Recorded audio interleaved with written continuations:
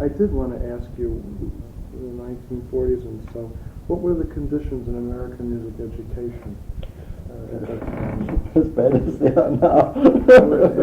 Have they gotten any better? Yes, I think they have gotten a little better.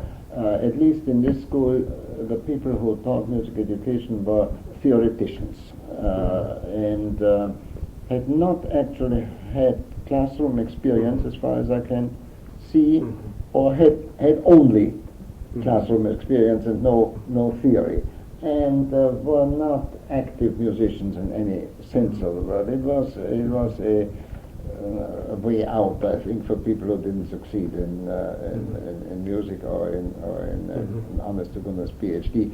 It's still a little bit that way, I'm afraid. But there are now actually musicians in the field, and it has improved very much. Music education in that sense doesn't exist in Europe, and so I'm still not quite as a separate field. That much of a separate field. You see, it is here so heavily oriented towards teaching in the classroom only, and tied up with the whole philosophy of teaching in high schools and behaviorism and Dewey, and that is not quite so in Europe. I think there's a lot of sloganeering still going on in music education, and I'm a little bit, I'm not acquainted with it enough, and not in sympathy, but I'm not the right man to ask about it. Well, how about in terms of the conservatory type or school of music, performance level? Is now in this country, in the good schools, as good as anything in Europe, if not better. If not better. And much better over the last 30, 40 years. Oh, in incredible improvement, and incredible improvement. I thought you were talking about the public schools, you see, and there I'm a little bit questioning the whole thing. I am of the unorthodox opinion that music is not entirely a democratic art, and one can be a very good citizen without playing the trumpet or beating the ivories or anything of that sort. So this whole thing, music as a general experience, I think is not necessarily civic mind building and so on. So I think one can very well do without it and be a little bit more selective. But the music schools in this country have made an incredible improvement. I have had the experience just this past semester. I got the collegiate section of the National Guild of Piano Teachers and judged 64 tapes in various categories. One was Haydn, Mozart, one was classics, one was Schubert, one was romantic, one was 20th century, one was concertos. And while some of it was indescribably bad, and particularly the orchestras were indescribably bad for the concertos, there were some superb records, simply superb, and they did not come from IU, and whether some of them came from Juilliard or not, I do not know. I think 2 or 3 perhaps did come. These are young people in college, whether graduate, undergraduate, I do not know. I don't know what places they came from, anything of the sort, but there was an Ives first sonata, which I've only turned pages for Marcellus, that's all. And it was not only played, it was interpreted. I had the music in front of me. I know what I'm talking about. Conservatory level. Conservatory level performance. There was a Carter sonata, which was equally good, and I've played that piece, so I know how hard it is. And there was, obviously from the same studio, 2 pianists from the same studio who played Chopin and Liszt, partly the same program. Polini type of technique and music making. And there was a Ravel, Gaspard Lanois. I mean, I would lick my chops if I could play half as well. So there are really, really top quality people coming out of American schools, and the entire level is very good. Question is, what happens with the people? That's another story. That's another story. And the idea of having string quartets all over the country, you see, in smaller schools, and supporting them, all right, not very lavishly, but still supporting them, and having serious performances and hearing for better or worse, and possibly not very good, but still hearing Webern pieces in Montana. I mean, this is an incredible thing, and it was just unthinkable 30 years ago. Unthinkable 30 years ago. You yourself were from the European system. Very much so. Tell me a little outline, just a little bit of the kind of education you had. Well, my education, I went to German school for the first year or 2 years in Trieste.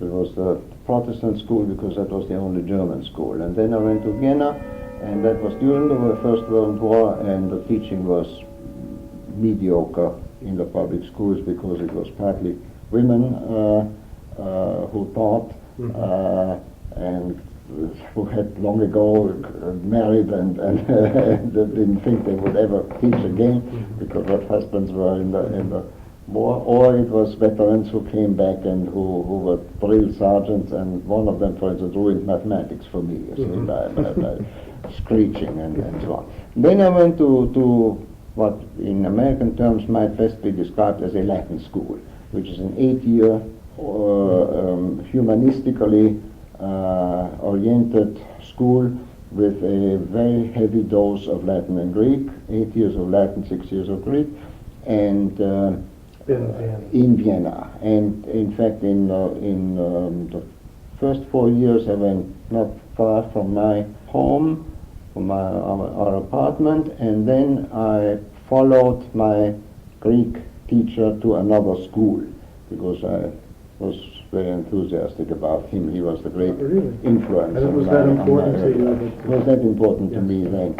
And as it turned out, he did not teach that class then, and so in a way I was disappointed, of course, but we did then go to Italy at one time. He was the great experience, pedagogic experience of my early days. In fact, I would say the greatest teacher that I've ever had. And what was his name? Vetter was his name, Vetter, and his handbook of Italic languages is still a classic. We have it here in the library. And then, and you're talking about a great teacher for you, music. For me, teacher. Period. How so? What was? I don't know. A man knew his business. You see, not like music education candidate being asked is the earth round or square. She says, I don't know, but I can teach it either way. he really knew his business, and in a way, a background a little bit similar to my own, in that he was very poor and could not get a PhD because he didn't have the time to study that long, and then later on became Hofrat, not only but got an honorary PhD degree in his field from the University of Vienna. And this second school where I did my last 4 years was originally a church school, a school of the Piaristen. The Piaristen were the competition of the Jesuits. The Jesuits catered to the nobility, and the Piaristen made it a point to also admit people from the lower ranks of society, but had been taken over by the state by the time I went to school there. And there was still one holdover, a very nice old priest who taught science, biology and that sort of thing, and we had one course that was called somatology, I mean the knowledge of the body. The body ended at the navel from the top on down. But anyway, it was a good school. It's still a good school, I believe, and very, very distinguished people came out of that school. Was Vetter a demanding? Vetter was a very demanding teacher. Yes, very demanding, no nonsense teacher. Did you work with memorization? Yes, a lot. Yes. Quite a and bit. Reading out loud? Reading out loud, yes. And on the other hand, as I say, I mean, some of these professors were really middle class, petty bourgeois minds, and there are still German poetry that I cannot read because I still hear in my mind's ear the inflection of these people. You know, there's a wonderful poem of Konrad Ferdinand Meyer, for instance, which I cannot read because I still hear Silberschiffchen gleiches Preise, rote ohne Gleise, and so it spoiled many things for me. And mathematics was a closed door since second grade, and I graduated only by virtue of the fact that the math prof was a cellist and played chamber music. Otherwise, I would never have made it. You were taking lessons privately? I was first taking lessons privately, and I studied with one of the many, quote, assistants of Leschetizky. Mm-hmm. Whether she actually was a Leschetizky assistant or not, I don't know.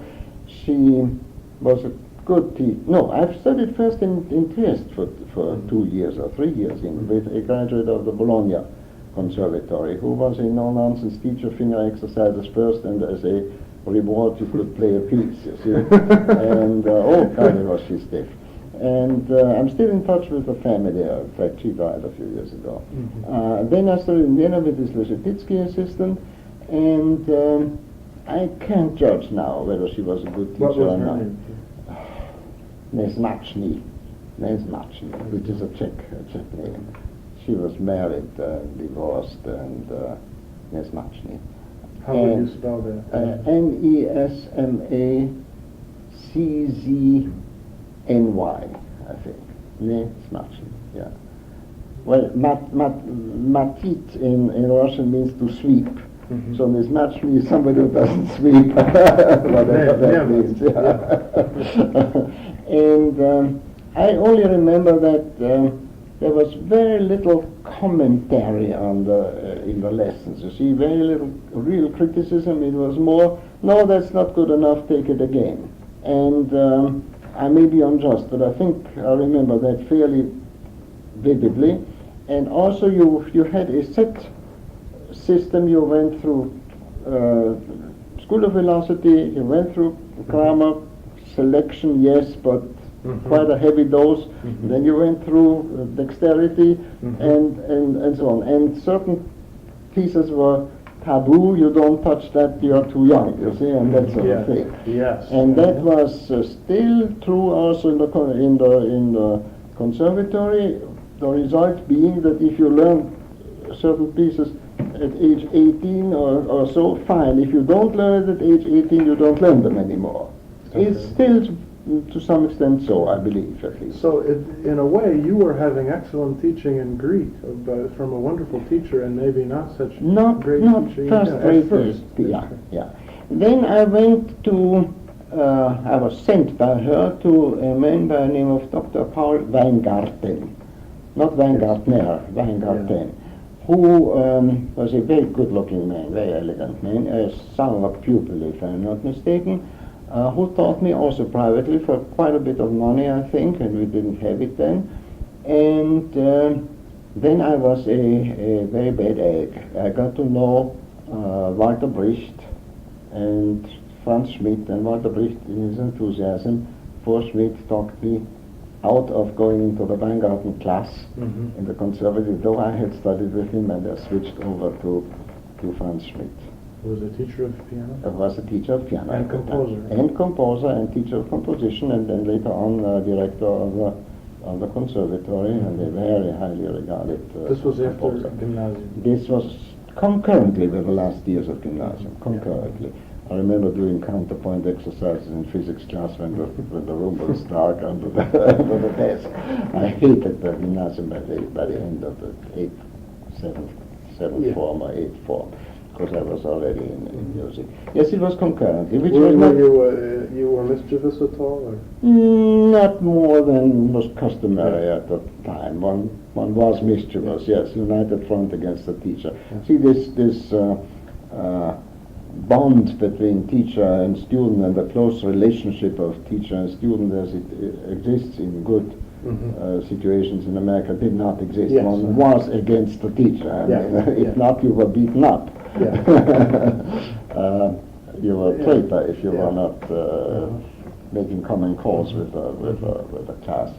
And 3 people came out of that forum, 4 people came out of that forum at least, that amounted to something. One was later on director of the patent office in Austria. One became director of the state archives of Austria, died 2 years ago, a close friend of mine, a very big position and a historian of note, bibliography this long, medievalist.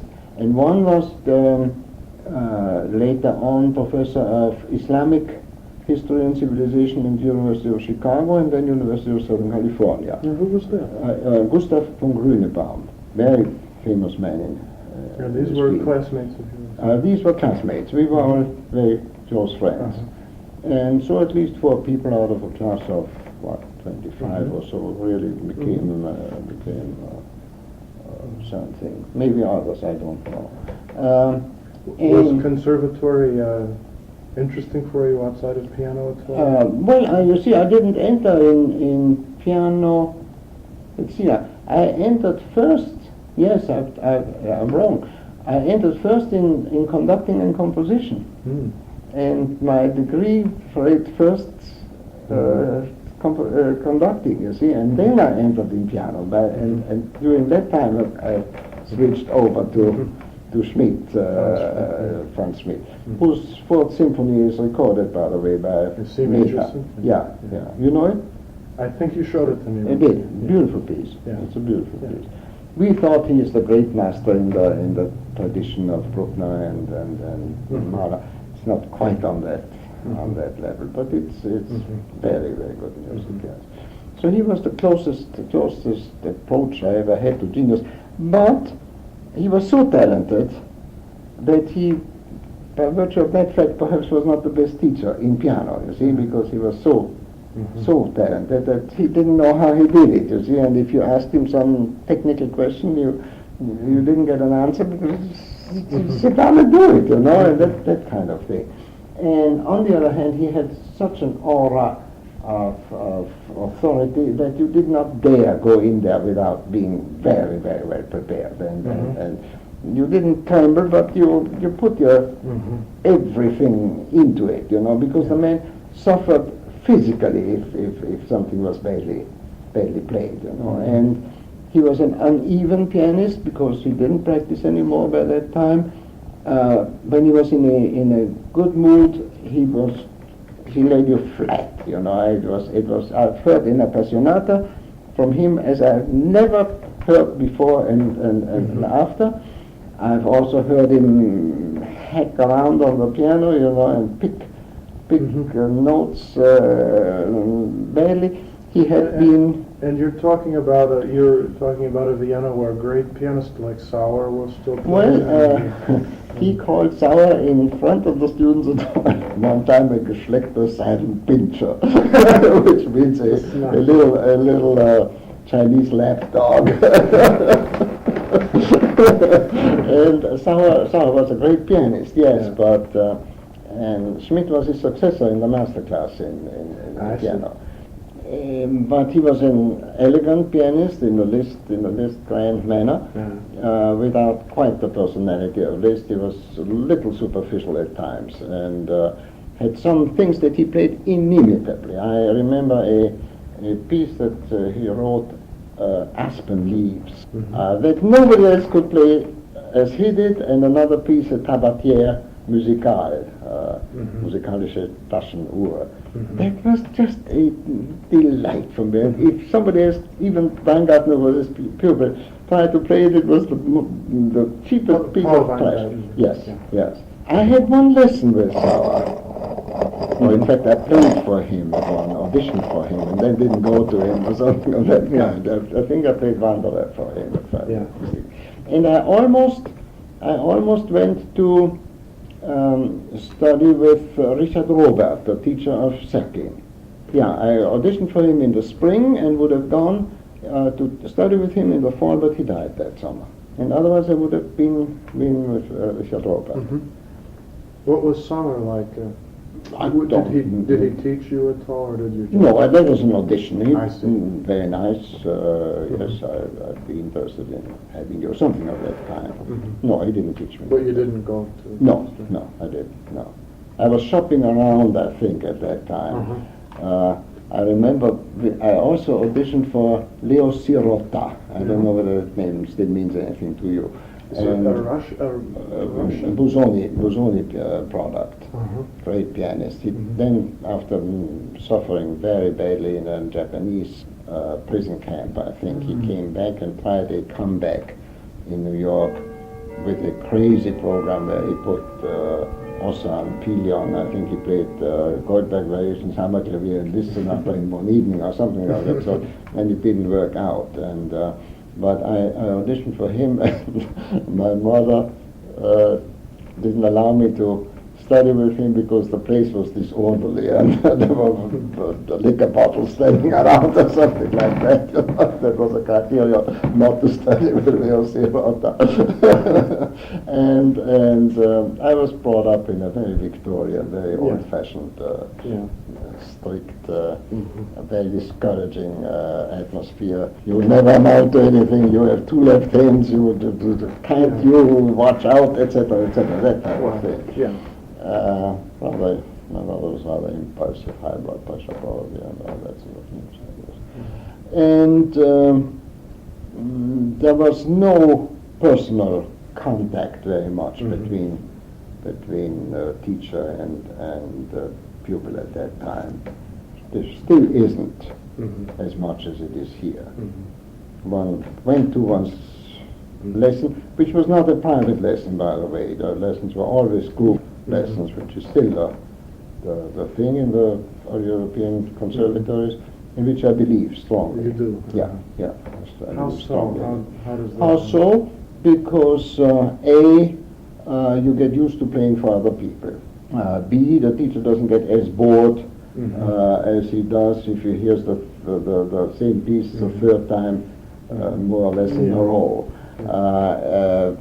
The teacher has enough vanity to want to make an impression on the class. And the main point, if you really follow the lesson and if you have the score, which you're supposed to have, if you have the score in front of you, you learn the piece halfway by listening to somebody else and taking in the criticism and so on.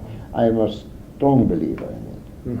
And it also gives you your level without being told you are no good, or you find out you are pretty good, I think it's very, very necessary to change this system of the one private hour. Maybe a combination, but usually the combination is a private lesson and then a class, and the class is usually on top of the load of the teacher, and I think it's nonsense. So I believe in that part of it. But and Schmidt taught in class. Schmidt never two afternoons a week. Monday, Thursday, or Tuesday, Friday. And if you were not prepared, you could beg off from it. You didn't have to play. And there was a certain routine. You had to have an etude, you had to have Bach, and you had to have a sonata or romantic piece or something of that kind. And usually people started out with etudes. He was very strong on School of the Virtuoso. He stressed that very much. And I still believe in it because it's concentrated. You see, on most of these Czerny etudes are mile long and repetitious and pseudo music and so on. And this is a happy medium between finger exercises and etudes. And I'm still pretty much believe that it's a very good thing.